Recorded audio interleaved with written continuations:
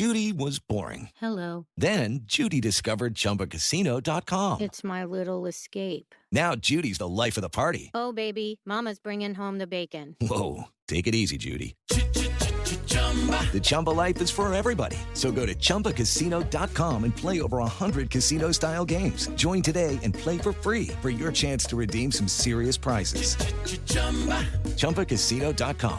No purchase necessary. Void where prohibited by law. 18 plus terms and conditions apply. See website for details. Hi, everyone. I'm Deb Flashenberg. Welcome to Yoga, Birth, Babies, a podcast produced by Prenatal Yoga Center. We will be diving into everything prenatal yoga, birth, and baby related, hoping to inspire, educate, and empower you through your journey into motherhood. Thank you for listening. Hi, I'm Deb Flashenberg. I'm your host for Yoga Birth Babies, and today we are talking yoga for pelvic health. And I have Shannon Crow here, and Shannon has been a yoga teacher for over 12 years. She has over 1,000 hours of yoga teacher training, including specialized pelvic health training. She has her certification in hypopressive method and is passionate about helping women who are dealing with pelvic health issues. Shannon teaches group and private classes focused on pelvic health at Tone Yoga Studio and Proactive Physio Plus in Owen Sound, Ontario. So if you've been listening to Yoga Birth Babies, you know that pelvic health is near and dear to my heart. So any opportunity to approach it from a yoga perspective, I think is incredibly helpful since that's my main focus. We've had physical therapists on here. We've had other yoga teachers. We've had OTs. So this conversation, we dive deep into yoga that is supportive for the pelvic health, as well as some misconceptions of yoga through practitioners and students and teachers. So I think you might find this interesting, whether you're a yoga teacher, considering becoming a yoga teacher, a yoga practitioner, or just a pregnant person or a postpartum person. Before we jump to that, I just finished with Caprice, our teacher training for New York City, the fall group. So I want to give a special shout out to our participants for that. What a fantastic group. So friends, you did a great job. It was a true pleasure and honor to guide you and be part of your path. Also, as we speak, I'm getting ready to re-release Who's Afraid of the Pregnant Yogi. Kind of in the midst of everything, I'm like, why not? Why not put this out there again? So by the time this comes out, I'll just be relaunching that. So that's for yoga teachers who may not have a background in prenatal yoga, but want to serve the pregnant student that comes into their open level class. Check that out, Who's Afraid of the Pregnant Yogi. And then last, if you have been enjoying this podcast and you're tuning in time after time, I would ask you to please leave a rating and review from wherever you listen to this. It helps people find us and hopefully spread whatever juicy information you are getting and enjoying. That is it for me, giving some shout outs and some info about what's going on. So let's just take a beat, and when we come back, we're going to hear from Shannon. Every year for my kid's birthday, my mom makes them a photo album of the pictures I sent her throughout the year. And it's fantastic and really a win-win for everyone because I am particularly horrible about executing and organizing projects like this. Now, even though my mom's the one doing the work of making the album, I still have to get her the pictures. And as a busy working mom, sometimes I find that task overwhelming. But this year, I think things are going to be different because I found a free photo sharing app. It's called Family Album. With Family Album, it has been so easy to share photos. I decide who I want my photos shared with, and every time I upload a new picture, my invited guests get a notification that new memories have been added. No more texting pictures, no more trying to shove as many pictures into one email. It has become so streamlined. Organization's also incredibly easy with Family Album since it sorts the pictures by the month taken and tells me how old my kids are in each picture. So when I'm trying to get my mom pictures for the album, I can see, all right, I've got some in November, I've got some in December, I've got some in January. Organization's so much easier. I actually wish I had this app when I was pregnant so I could have watched my pregnancy evolve and seen how my belly grew. Instead of what I have is just some random pictures and actually not knowing where in my pregnancy I was. My kids also love Family Album because of the 1-second movie highlights. Every 3 months, a short video collage is created using the best photos and video clips I have shared. They love seeing themselves in these movies, and I love seeing how much they've changed in just 3 months. And Family Album also offers free unlimited storage. I kid you not when I say I have over 5,000 pictures taking up storage on my phone and computer. By saving them on the Family Album app, I have freed up so much space on my devices, which has been a huge help. And did I mention all these great features and convenient photo sharing opportunities is completely free? Free. Family Album, you can find it through your favorite app store or search Family Album on Google. And remember, Family Album is all one word, so hurry up and go get this free app. Start sharing your memories with the people that you love. Hey guys, it is Ryan. I'm not sure if you know this about me, but I'm a bit of a fun fanatic when I can. I like to work, but I like fun too. It's a thing. And now the truth is out there. I can tell you about my favorite place to have fun. Chumba Casino. They have hundreds of social casino style games to choose from with new games released each week. You can play for free anytime, anywhere. And each day brings a new chance to collect daily bonuses. So join me in the fun. Sign up now at ChumbaCasino.com. No purchase necessary. VGW Group. Void where prohibited by law. See terms and conditions. 18+. Hey, Shannon, how are you? I'm good. How are you? I'm doing really well. I'm so excited to speak with you. I've been listening to your podcast for a while, and I decided, I'm like, I'm going to reach out and just see if we can connect, because you say you really host such wonderful ideas, and especially because I think you and I align on so much, I thought it'd be great to pick your brain and chat. Yeah, well, I'm super excited to be here. So we are going to talk about yoga for pelvic health, an area that I know both of us are passionate about. But before we get into that, let's just start with a little bit about you and your path into teaching yoga, and especially your interest in pelvic health. Sure. Well, I live in Ontario, Canada, about 3 hours north of Toronto, and I live here with my partner, Sean, and I have 3 kids.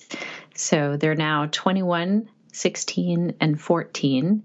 And somewhere in the mix of when I was in my early 20s, because that's when I started having kids, I felt like, I think I probably felt like every other parent on the planet, in that I was really feeling disconnected from myself. Like I was always caring for my kids, basically. And so going to yoga was a girls' night out. That was the first kind of structured class. It was girls' night out. And that's where I started my yoga journey for sure. And then by the time my daughter was born, I was in my 200-hour yoga teacher training when she was about a year old. That's a lot to handle at once. Yeah, it was spread out over a year, which was really nice. So it was just a weekend here, like every month, and lots of time to integrate and try things out. And so how did that lead you into the pelvic health world? I think because right away I was really interested in teaching prenatal yoga and postnatal yoga. So I really wanted to serve. Probably the students that were the scariest to me were the prenatal ones. Like I remember graduating from my 200-hour, I think we had an hour of introduction to prenatal yoga, and I thought, I'm not at all prepared. So I took some weekend trainings and started doing research, and that was over the course of 8 years. I really would learn something new about prenatal and then apply it in the classes. And that led me to learn about pelvic health. And I was actually standing in line at a coffee shop, and a pelvic health PT was behind me. And she said, I think you teach prenatal yoga in this town. I said, yes, I do. And she was like, I'm a pelvic health PT. And I thought, I don't even know what that is. And so when she started to explain to me who she works with and why, I just started referring people to her. So that's where it started to come in, where I started to see how well yoga and pelvic health physio go together. I totally agree. I love physical therapists, especially ones that focus on pelvic health.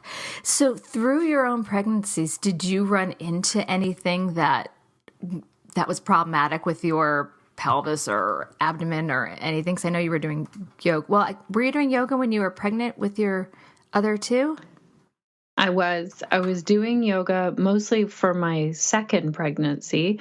And that's when I really started to notice the benefits. Like I was doing the same prenatal yoga VHS tape every single day because it's, technology was not where it is today.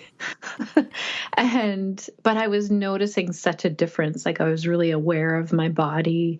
That pregnancy and that birth went better. I just had educated myself more so about my body. Like my first pregnancy, I just thought all of the knowledge was in a book. And then my second pregnancy, I started to realize, oh no, if I tune into my own body, I can learn a lot of things. So I was doing yoga. I started here's an interesting thing. I didn't know that I was having pelvic health issues because I had diastasis at some point after my pregnancies. And I also had low back pain, which was probably related to it. So I didn't know that until 9 years postpartum. So did I have it? Yes. Did I know about it? No. Oh, interesting. So once you found that out, what did you do? Well, I was diagnosed in a workshop with a pelvic health PT within our prenatal yoga teacher training, which was fascinating to me. We had asked her to come in and cover the pelvic health information for 3 hours for our trainees. And so then I made an appointment with my own pelvic health PT back home and found out how I could do just very simple movements to help to heal my diastasis and then avoid some movements until I had built up that kind of core strength. And when I'm talking about core, I'm not talking about six-pack abs. Actually, I'm so excited you brought that up because that's going to segue because I wanted to talk about core. I feel like my brain's going in 5 different directions, all right, because you said so much. I'm like, I want to talk about that. I want to talk about that. All right, so I think I love the conversation diastasis. I think we're going to kind of table that for a moment because that's a bigger thing, but you just opened up a big can of worms about core because I feel like it's this kind of hot, zippy word that everyone's like, engage your core, use your core power. So can you break down a little bit when people, yoga practitioners or yoga teachers refer to the core, how do you think that's misinterpreted or even detrimental? And what really is the core? Does that make sense what I'm saying? Yeah, it does. So I'll tell you my definition of the core and how I've learned it from different pelvic health professionals. And I just want to say first that I've had other people challenge that, and I'm excited when I hear that. I'll tell you that I believe that the core is made up of the core 4. So 4 parts of it, the top of it being the diaphragm, the bottom of it being the pelvic floor, the sides being the transversus abdominis muscles that wrap around those corset muscles, and at the back, the multifidus muscles. So that's 100% what I agree with. Yes. Now, some people will say to me, well, what about the glutes or the psoas or, the rectus abdominis? So I want to just say that we make up body parts and muscles like we make up bodies of land as well and water. Like we name things, we really want to say this is this and here's where this ends and this begins, even when it's really hard to distinguish that. I actually like the idea of the psoas kind of slipping into there, especially because we know the connection with the psoas and the diaphragm, and especially if the psoas is tight, how it can impede the diaphragm. The glutes, I was taking a yoga class over the weekend and the teacher kept saying, squeeze your glutes, squeeze. And I'm not one that really likes, I feel like when we overly squeeze, it kind of takes the life out of things. Engage is different. So I feel like sometimes if we include the glutes, it can be a little detrimental. Hey guys, it is Ryan. I'm not sure if you know this about me, but I'm a bit of a fun fanatic when I can. I like to work, but I like fun too. It's a thing. And now the truth is out there. I can tell you about my favorite place to have fun. Chumba Casino. They have hundreds of social casino style games to choose from with new games released each week. You can play for free anytime, anywhere. And each day brings a new chance to collect daily bonuses. So join me in the fun. Sign up now at ChumbaCasino.com. No purchase necessary. VGW Group. Void where prohibited by law. See terms and conditions. 18+. Hey guys, it is Ryan. I'm not sure if you know this about me, but I'm a bit of a fun fanatic when I can. I like to work, but I like fun too. It's a thing. And now the truth is out there. I can tell you about my favorite place to have fun. Chumba Casino. They have hundreds of social casino style games to choose from with new games released each week. You can play for free anytime, anywhere. And each day brings a new chance to collect daily bonuses. So join me in the fun. Sign up now at ChumbaCasino.com. No purchase necessary. VGW Group. Void where prohibited by law. See terms and conditions. 18+. Well, this is the thing. I think it is so confusing. So if I went to a yoga class and the teacher was saying, engage your core, I find that really confusing as well. Or like you said, engage this muscle or squeeze this muscle. And the interesting thing is that we all do something differently, and we can't really know what we are engaging unless we have, like, say with the pelvic floor, that's the most common. If you think about a Kegel or pelvic floor engagement, that's a really typical one that we hear cued all the way from yoga classes to PT, or we read it in the newspaper.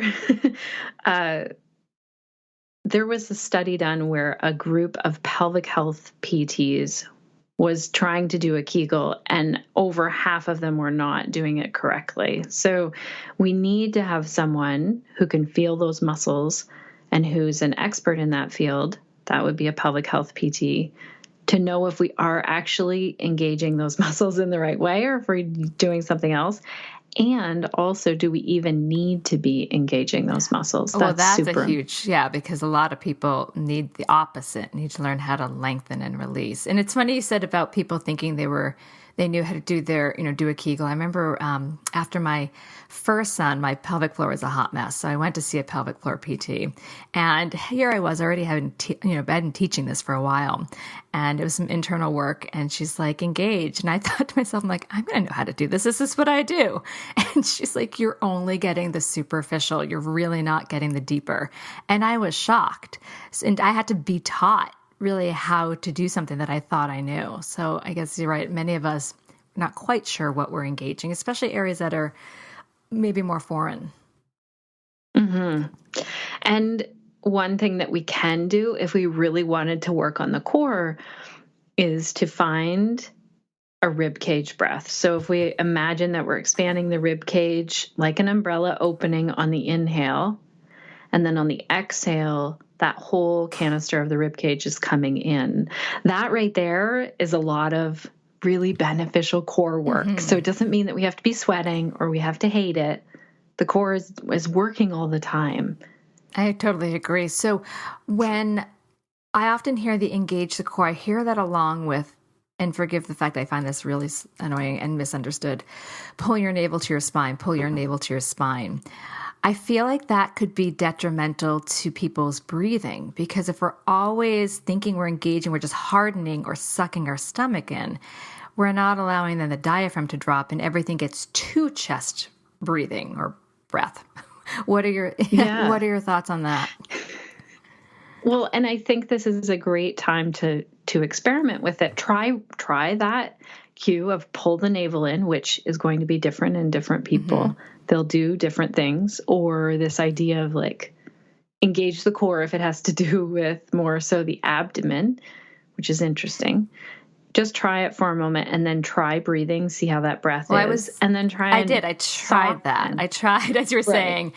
And it makes me feel anxious and like I can't get my breath is just high, and it really starts to affect my nervous system. And I literally was just doing that as you were talking, which was maybe 30 seconds. But maybe I'm hyper aware of it or already have a preconceived idea, but it feels so restrictive. Yes, I think so too. And most pelvic health experts that I hear from, I don't want to say all of them, but anyone who I've talked with really talk about softening at the abdomen. And I do know some yoga students or Pilates practitioners or people who move in various ways who say, you know what, I need to have this engagement of my core in a certain way. And it has to do with sometimes the abdominal area. Sometimes it's the transversus abdominis.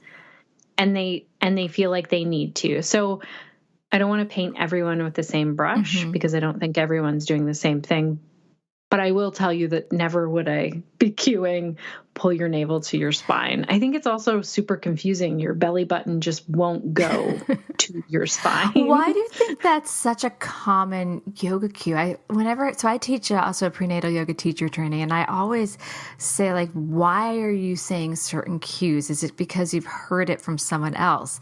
Why do you think that one is so? I think that we hear it from our teachers in our yoga teacher training or in the classes that we're taking with those teachers. And I think we just regurgitate that information just like we do as parents. All of a sudden I'm saying what my parents said to me and I think, what is happening?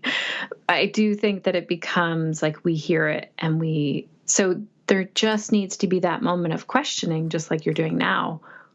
Why are we cueing that? Yeah, that's one of them that really irritates me. I'm being so judgmental. I apologize for that. But I get there because then I have students that they become paradoxical breathers. So they're backwards breathers. And I'm sure through your work, you've likely dealt with people that I'm trying to do it myself, when they inhale, they keep their abdomen pulled in, and when they exhale, they push their belly out.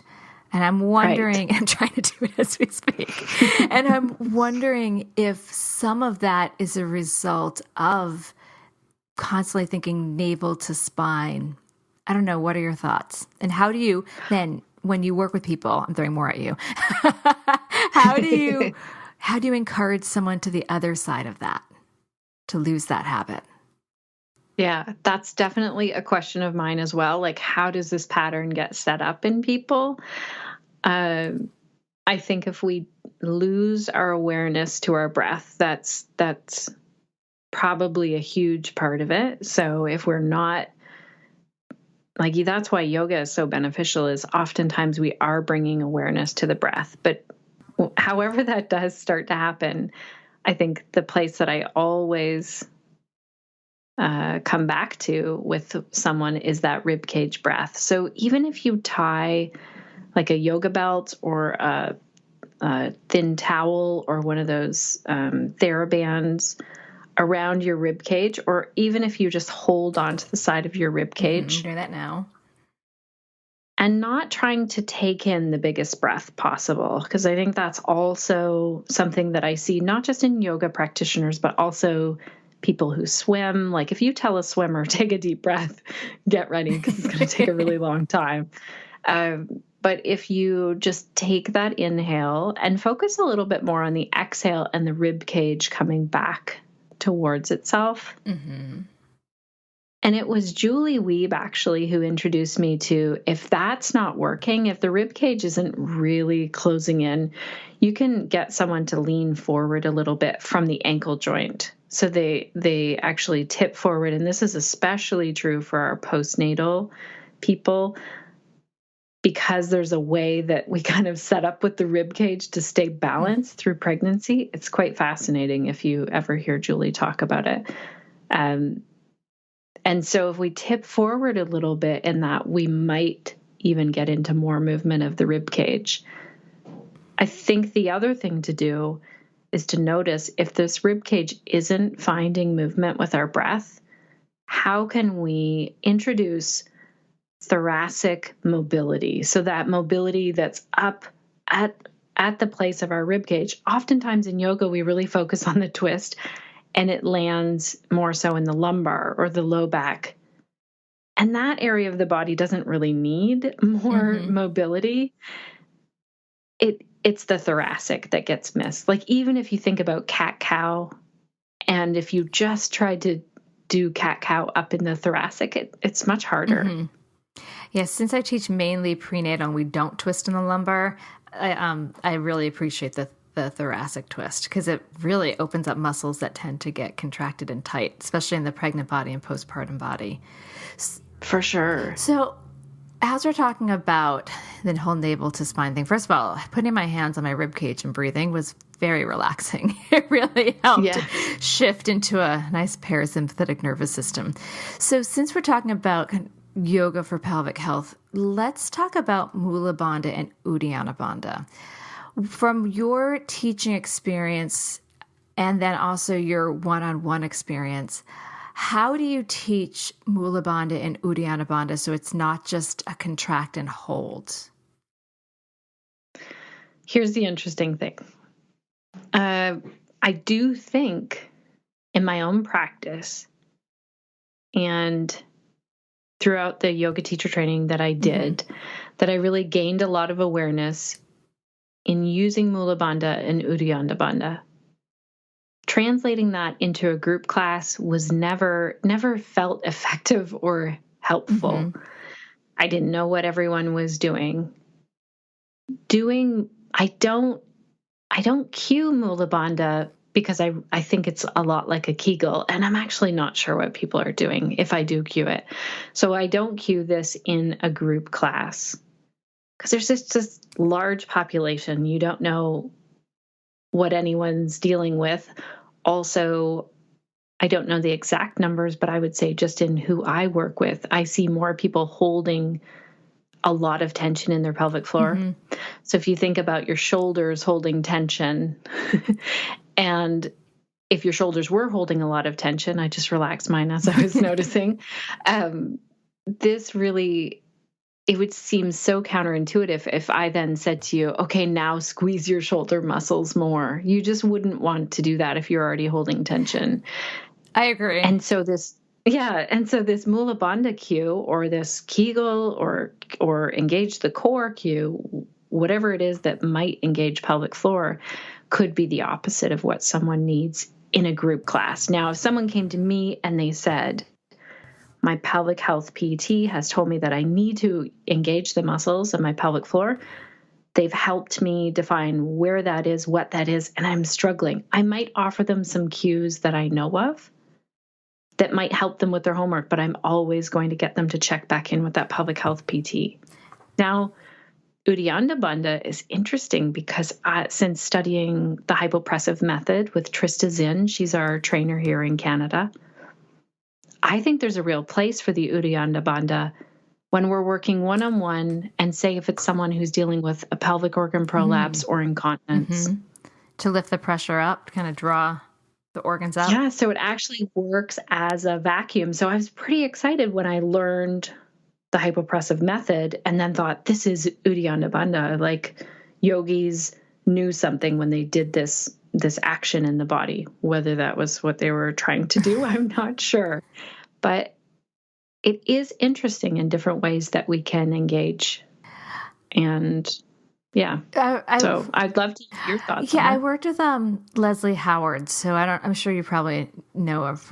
Maybe you do, maybe you don't. Yes, okay. I do. I have Leslie's.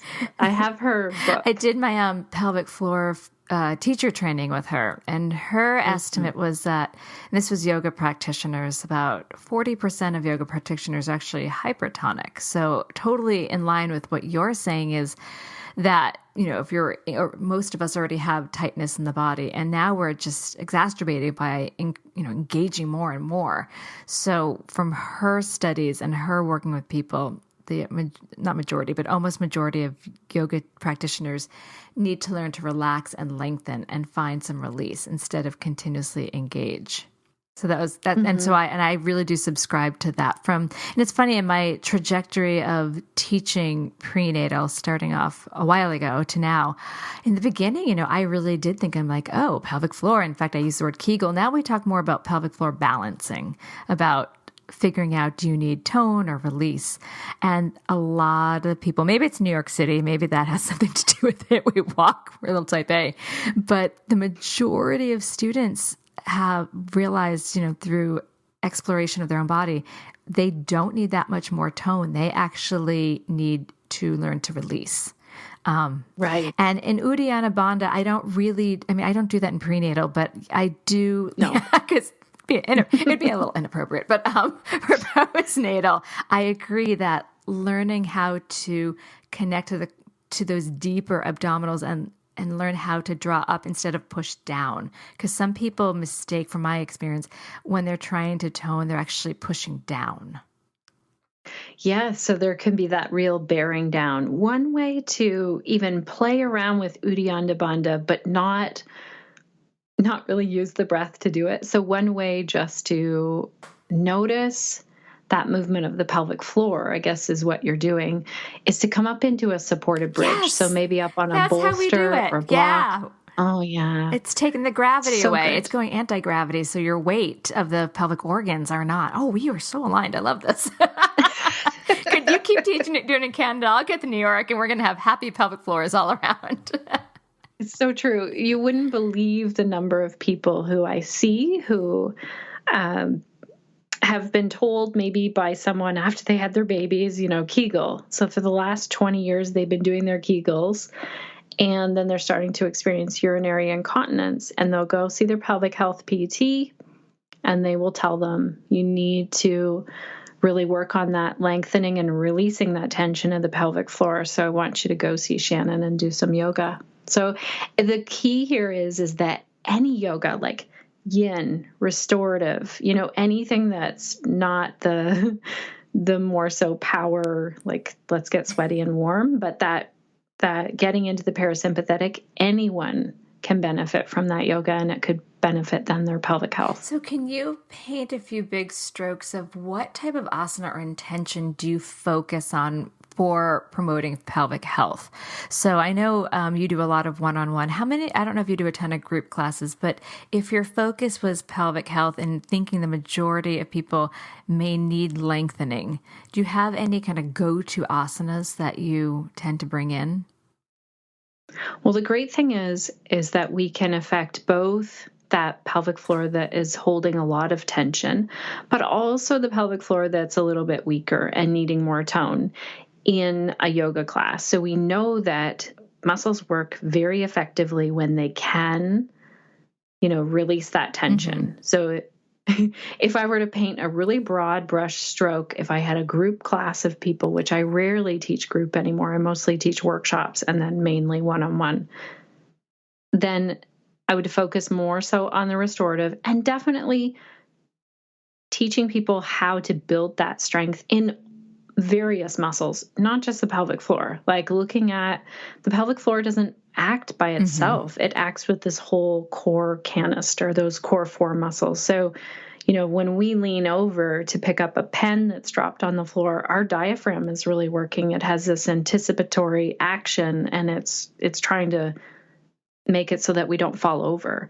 So things like that, it doesn't have to be, I think, what we used to define as core work. It doesn't have to be that. So I'm not sure if I answered your question. I feel like I started to get a little off track. That's okay. Are there any, I'm just going to keep. Oh, right. The movement. Yeah. Just because. So some of my favorite, like the breath is definitely where I start. Okay. Like breath and movement.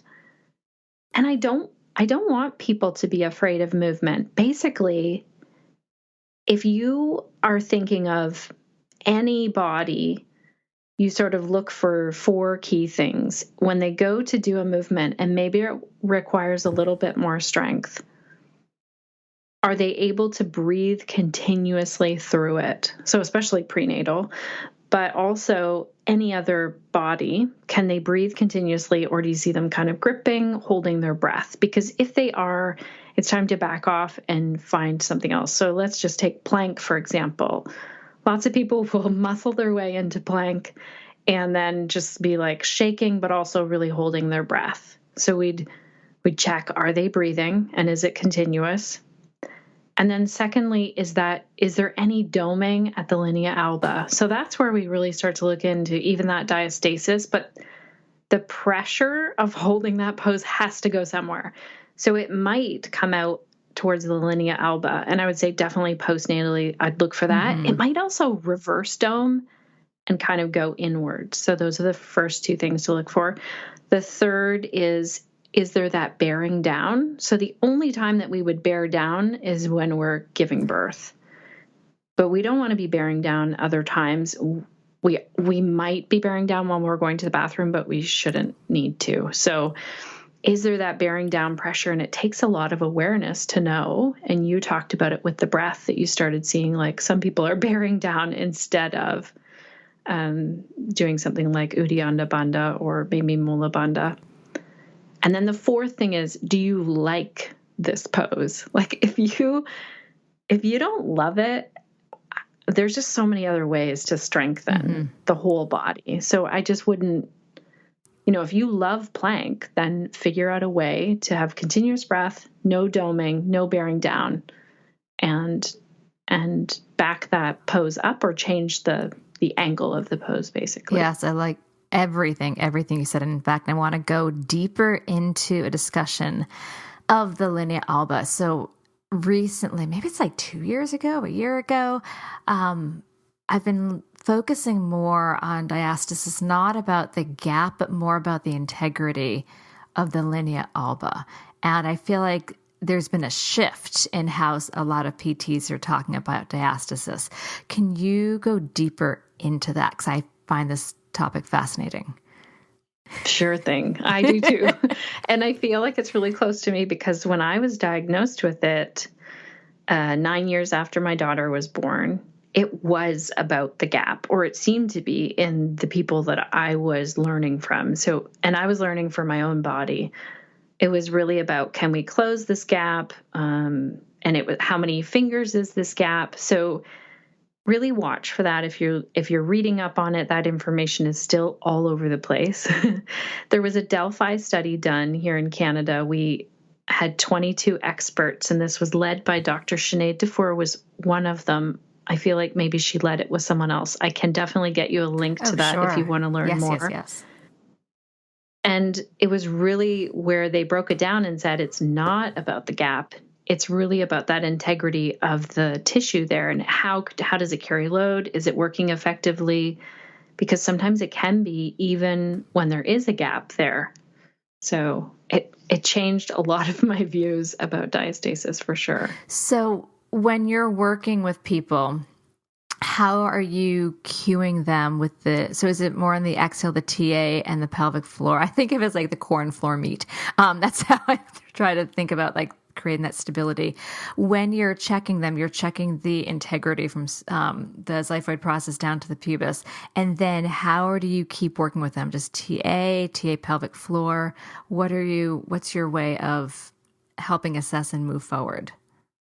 So basically, I go back to those 4 things that I get people to check for. So I will teach someone how to check for diastasis. I say diastasis, but lots of people diastasis. say diastasis. I know, tomato. Exactly. And I tend to also switch when someone is saying it to me as well. So you might hear me switch. But I go back to those 4 things. Is there continuous breath? Is there doming, or that reverse doming, also called invagination? Is there bearing down pressure? And then is this person even wanting to do this pose? So a great example is, because I feel like diagnosing diastasis is out of my scope of practice. So I really define what is in my scope of practice. That's my 8 limbs of yoga. That's all in it.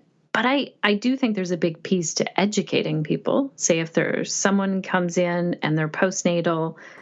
I recently had someone come in and they were told by their PT, do some side plank to build some strength. And the moment she did it, I could see that doming right at the linea alba. And she said, I feel like I'm really struggling with this and I feel like I'm bearing down. And she was also right on the verge of a pelvic organ prolapse. So we just took that pose, and that's my job then as a yoga teacher. How can we change this for her so that she can breathe continuously, no doming, no bearing down, and she likes it? That's fantastic that you're able to help her that way. Do you ever notice doming on students that don't realize they have any sort of diastasis and talk to them about it? Yes. And actually, it's not always just postnatal, because we often think of it as a postnatal thing. So it could be men, women, and not always postnatal.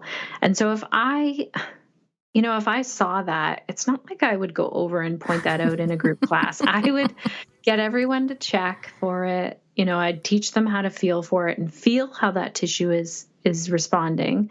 And usually it's by a little, like laying on the back and lifting the head just a tiny bit to try and get those muscles to be able to feel like, where are the rectus abdominis muscles and where is the linea alba, and how is that all working?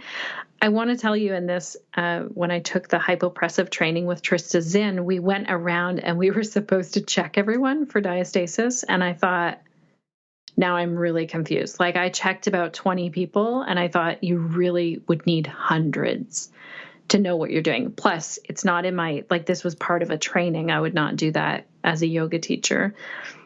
The training was full of PTs, so they were all doing it.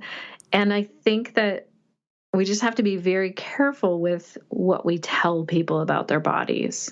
Do you often refer out? I pretty much all the time. Yeah, because I pretty much, people ask, and I like them. I'll feel for the line, and I'll say, I want them to then put their hands on their body so that they can feel the difference. If they can feel that linea alba has integrity, or if there's spots of weaknesses. And I'll say, can you feel the difference? And then I also say, and I have some PTs for you to see. So it's not that I'm diagnosing. I feel like I'm just bringing awareness to the difference. And then I really want them to take it and not control their own way, but to feel their own body so that they're not always having to look to someone else to tell them what's going on. And a lot of people really feel then they have some autonomy. There's some agency over their own body. But yeah, I will check, and that just brings awareness, because some people, they just don't know. And at least here in the States, most of the care providers don't check at their 6-week appointment. So they're just, they'll come to postnatal and I'll ask, how are your abs, how are your pelvic floor, did anyone check? And I'd say most of the time, they just have at their 6-week appointment, their care provider will insert their fingers into the vagina and say, engage. And if there's any sort of tone, they say, you're great. And they don't check their abs. So I guess, yes, is it out of my scope in a sense? Maybe, but no one else is giving them this information to even take the next step. They might not even, like, you had diastasis for 9 years and didn't know. So exactly. And I was doing a lot of yoga that wasn't helping it. It was actually making it worse. Like which kind of poses, so people can hear this. Maybe not that they're pointing fingers at you and like, Shannon, bad Shannon, but like, so that they may take a beat and be like, oh, wait a minute. Am I doing this? How are my abs? So if you don't mind outing yourself. I used to have a real list that I attached with diastasis. So everything from noticing if someone was 9 months pregnant in table might be on that list. But it always comes back to, can you do this with continuous breath? Mm-hmm. Do you see any doming or invagination? And, are you bearing down? Now, a lot of people won't know if that piece, are they bearing down? And then do they like it? But this is the thing that I've grown to. So for me, it was a lot of plank, like doing front plank, side plank, trying to do inversions, basically anything that my body couldn't really handle. Like the intra-abdominal pressure was above and beyond what my core canister could handle. But this is different for everyone. Right. Like I have heard people say that when they go into downward dog, they feel their prolapse come out a little bit. So that lets us know that the intra-abdominal pressure is increasing and the core, that floor of the core, the pelvic floor, isn't holding it.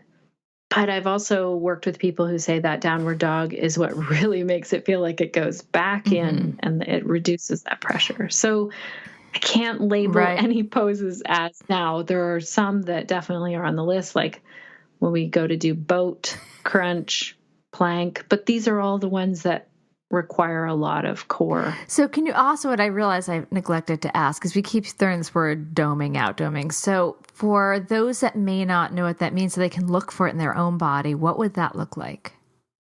So to look like right at that line in the linea alba, in line with the belly button, either below it or above it, you might see the skin actually tent up a little bit or a lot. I mean, I've seen people with a huge amount kind of bulge out there. So if you think about the rectus abdominis muscles are at the side of the abdomen, the linea alba is at the center, And that's that connective tissue, and it needs to stretch in pregnancy. So if it doesn't then sort of heal itself and come back to the integrity that it had before, or sort of, that's where you can see that you'll see that doming or that reverse doming. I called it a shark fin when I first started. Yeah, that's a great analogy. Before I realized what it was actually, what most people called it, like in my personal slang, I'm like the shark fin. And some people get it, just for in case someone has this, and I don't want you to feel badly about yourself. Some people get this because that's their body. It depends on your collagen. It's so many things. Like I've had students that have twins and they did everything right, but they were carrying larger. I had diastasis after my first. I carried straight out like a torpedo. I have like an inch of space between my bottom rib and the top of my pelvis, and I just carried straight forward, and I ended up having some diastasis. So in case people are hearing this and be like, oh, I have it, what'd I do wrong? You probably didn't do anything wrong. So just wanted to put that out there. We shame ourselves enough that we can. We do. And I like the stats are all over the place. Some people say it's 100%, meaning that there is some stretching that happens at that linea alba during pregnancy. And others say it's 1 in 3 where there's a diagnosis of diastasis. But the interesting thing is that mine played out as low back pain. Mm-hmm. So I didn't really notice it that much, but I had a lot of low back pain. And the moment I went to see my PT for it, and then we worked on it, I was like, oh, my low back pain is also gone now. Well, that's interesting because we know the transverse wrap all the way around. And as you're saying, the multifidi muscles. So were those atrophied? I'm not sure. No, just curious. I'm just curious. I'm just putting in my. That's really. I don't know what. I like talking anatomy, so I hope I'm not putting you on the spot on that one. Not at all. I'm actually quite curious of what my PT would have seen then. She met me shortly. Oh, and this is what I also wanted to come back to when you said you feel for this with your students. I don't think that's out of the scope of practice, especially when you're saying, the person who looks at this is a pelvic health PT. I think we have to recognize 2 things as yoga teachers. One is that a lot of people, maybe 3 things. A lot of people don't even know about a pelvic health PT, or they can't afford to go, or they just don't take the time to go. So the prenatal yoga teachers, or all yoga teachers, are the ones meeting those people in the class. So it's really important that they understand. And then also, I don't know how to put this. I have worked with people who have seen a PT or a PT who specializes in pelvic health, and they are not yoga teachers. So they will give them a side plank, let's say, to strengthen.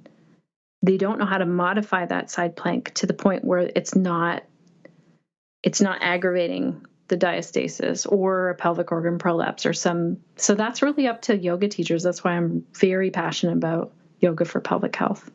Yes, absolutely. I do see that too, that people don't know how to modify, and it's not their fault. They just haven't learned that yet.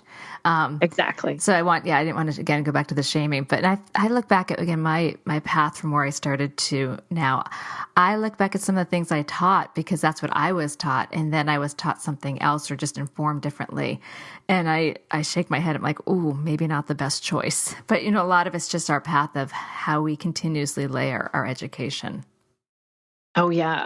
I felt like I had to write a huge apology letter to my students when I started learning about this. Yeah. Because I had been cueing so many different things. And I think we just learned together. If you've ever watched an old TV show that shows like historical medicine, all the kinds of things that were done to people, because doctors were learning and are still learning. Mm-hmm. And doctors work as a collective to say, we used to do it this way, and now we do it this way. And I think sometimes yoga teachers need to remember that if we think of ourselves as professionals and think we as a collective used to do those things, and now we're working towards something new, and bring everyone along with it. instead of saying, oh, well, so-and-so down the street, she doesn't know anything. So I wouldn't go to her class. Like, I want there to be this collective professional community of yoga teachers. And the opportunity to grow it. One of the things I study Iyengar, and I really appreciate about that style is they will say, okay, Guruji was teaching it this way, and then he changed his mind, he's teaching this way. I like that. It makes you sit back and be like, okay, so let's talk about the reason we changed it instead of being so stuck in a certain way. It just, and I feel like my own, as I'm getting older, my own body is changing and I need to address things differently. And I know my teaching then sometimes shifts, not sometimes, often shifts as I'm learning new things and getting to know my body also differently. And then watching my students and hearing what they're saying. So I like the idea that yoga should continue to evolve. We should, my opinion is we shouldn't always stick to the same thing. We should question and then see how it's working with our students. Yeah.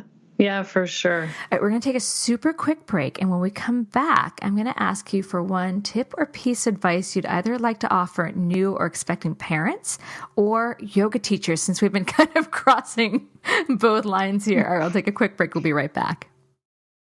It is Ryan here, and I have a question for you. What do you do when you win?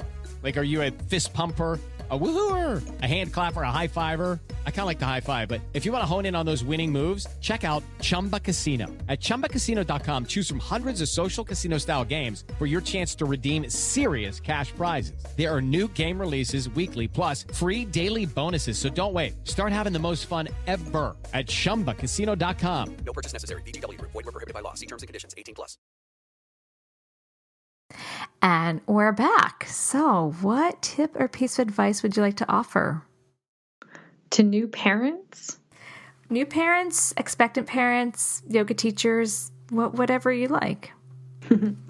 I feel like a broken record, and people that know me do joke about it, that I really wish that people were going to see their pelvic health PT like they go see their dentist. So overall, men and women, the moment someone comes and talks to me about, like, I have low back pain, or I'm leaking urine, or I'm, I have this mom belly and I just can't get rid of it, or what about my posture or my breath? I always go back to, have you seen a pelvic health PT? Like, I just think there's so much connected to it.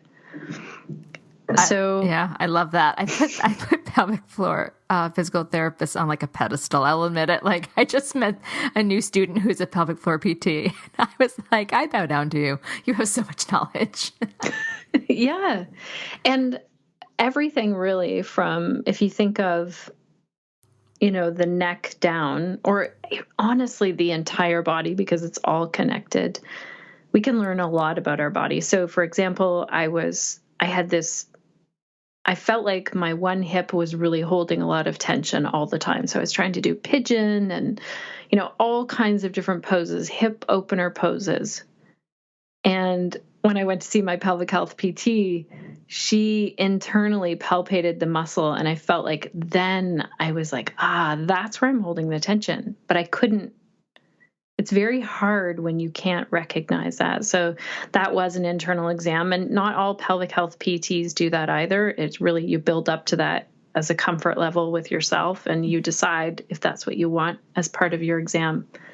But I think overall, we can learn so much about our bodies. And I've worked with so many different ages as well in terms of pelvic health, both men and women.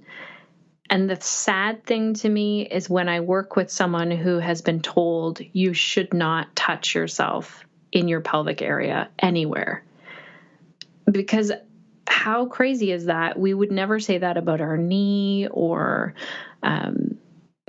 any other part of our body, like the inside of our mouth. We wouldn't say, just never touch inside your mouth. We've put a lot of shame on the pelvic area, and that's what really holds us back from getting help when, say, we're leaking urine or we have a pelvic organ prolapse. Yeah, that's something that Leslie often says. She's like, if you hurt your hamstring, you would go get it checked out. You would massage it. You'd figure something out. Why can't the pelvic floor? It's a muscle. Why can't we integrate it and acknowledge it the same as the rest of the body? Mm-hmm. Yeah. So it's taken away that bit of shame. And I know a lot of yoga teachers who are doing that, where they're talking about it and really bringing awareness to it. I know. I feel like it's definitely gotten more mainstream, and I find that very exciting for everyone's health. There's one other thing. Yes. I wish I would have known this, that rest postnatally is probably the best thing that you can do for your core. Like, it's not baby boot camp or like, let's get doing crazy things to our body that are where we're doing those things, like where we're bearing down or we're holding our breath or, really beating our body up. It's that restorative resting. If you stayed home in bed and fed baby and had everyone bringing your meals, your core is going to be so happy. I had to learn that the hard way. My first, I don't know what kind, I admit I'm a little wacky. I'm not the healthiest body image. I've grown so much in that, but my first, I did not. I jumped back way too soon, and my body suffered. I had pelvic organ prolapse. I had diastisis. I was a hot mess. And luckily I worked with I worked with one PT who told me my chakras are turning the wrong way. And I'm like, that's not what I need to hear right now. So I'm like, I'm peeing myself. This is bad. I don't care how my chakras are spinning. So I found another who really worked with me and taught me so much. And even though it took a while, I took that as a gift because it then inspired me to shift how I was teaching and to look deeper into that world of pelvic health. But with my second, wow, did I approach things differently. My whole pregnancy and postpartum, dramatically different. And I honored the rest, partly because I had another child that was exhausting me. But I really, and so I 100% wholeheartedly support and I just want to bolster up what you said about postpartum rest and healing. I think our culture does not really support that. It's kind of like get up and go, get back to what you were before, which is you're not who you were before. Mm-hmm, exactly. And there are some cultures that actually build in that rest time and provide everything for that postpartum mom.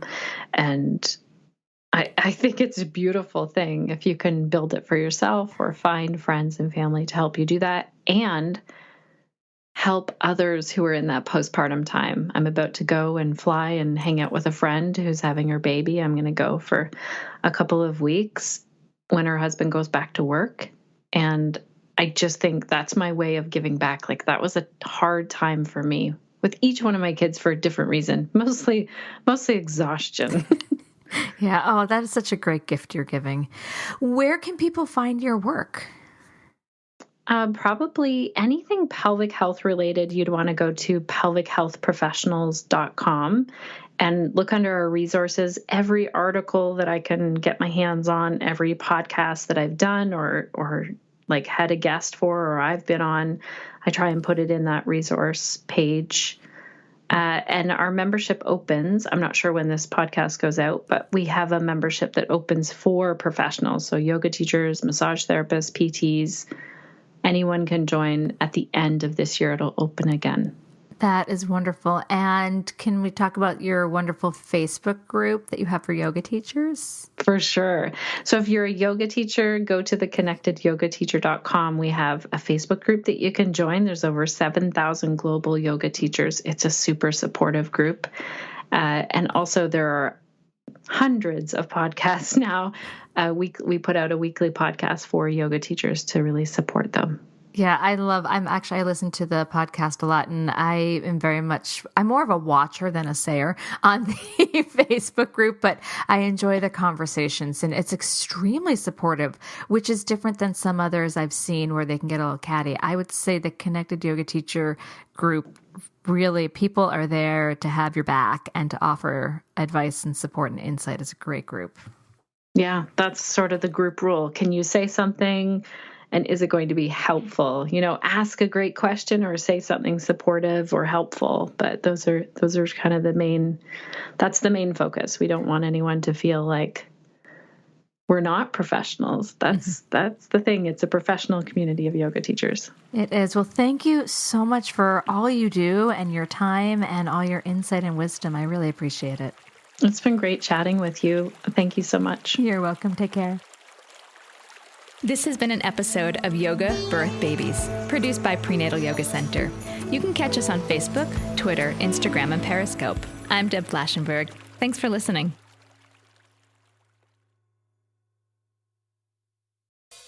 Looks like you need a vacation. Enter the 5-Hour Energy Where Will the Tide Take You sweepstakes. You could win a $10,000 dream beach vacation. Imagine jet setting off to a tropical paradise, having fun in the sun, or diving at a gorgeous reef. It's up to you. No purchase necessary. Go to 5HETide.com for official rules and to enter. That's 5HETide.com. Enter today. Ends June 30th, 2024.